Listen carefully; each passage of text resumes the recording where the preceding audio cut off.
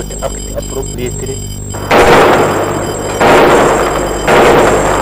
In 1994, Rwanda's turbulent history of ethnic rivalry tore through the country's social fabric. War knocked on its door, and for a period of 100 days, the hinterland that is Rwanda became the stage of the ghastly and gruesome acts.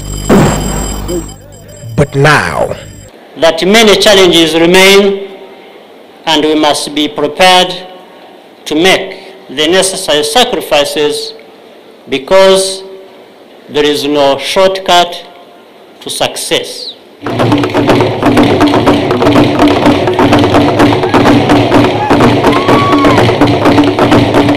Rwanda is rising.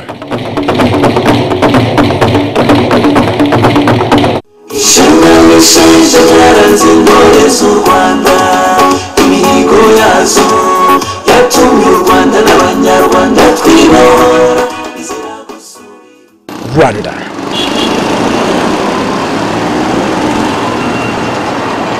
Population 12 million. A green undulating landscape of hills, gardens and plantations. Settlements radiate from a winding succession of steep terraced slopes. A nation that is now picking up the pieces and starting on a new chapter, albeit with some difficulties. The challenges are certainly there, and we're dealing with them on a daily basis. If you look at things such as the availability of skilled labor, trying to get, an investor comes in and they're looking for a local architect or a local carpenter or a local masonry. Skills has been a big challenge. This then is a work in progress. But what makes this nation tick? What are the facets of its economy that is making it slowly rise? Well, just like Kenya, the government of Rwanda is focusing on creating a conducive environment for its investors. Its version of development strategy is Vision 2020, a strategy created with an intended purpose. Within the RDB, we have what we call the one-stop center. It's the central place to get all information related to investments. So they need also to behave in a way that actually they recognize what you've given them as a government to give you a certain quality of service to the consumers. The way this works, for example, is that Rwanda is seeking to deviate from the norm to create a sustainable working environment. In Kigali, we're working now 18 hours. At first, when we started to move to 16 hours, we thought no one will ever come at that time.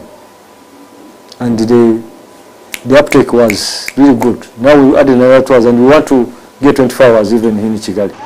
Critics would argue that this plan would be a little bit grandiose. However, there are stopgap measures that the government has put in place to safeguard the gains that the country has made. All government officials have to sign performance contracts. So the moment you compromise the service, you will not last for long in this market. These stringent measures are not a preserve of government officials. Investors in the country and service providers are equally tasked with delivering quality. We've had instances where some of the operators got problems and they are paying about $10,000 in fine per day. So you don't want to appear that you are paying those fines. And it's not only that you're going to pay 10,000, you are even risking your license to be revoked.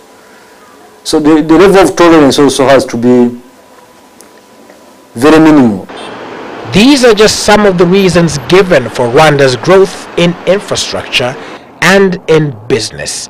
Lessons, some of which they learned from Kenya and are implementing. And perhaps one of Rwanda's greatest investments is in the ICT sector.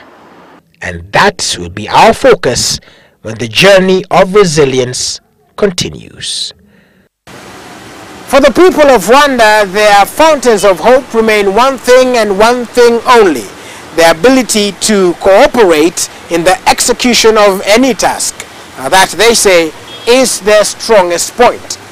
Willis Raburu, Citizen TV, Rwanda.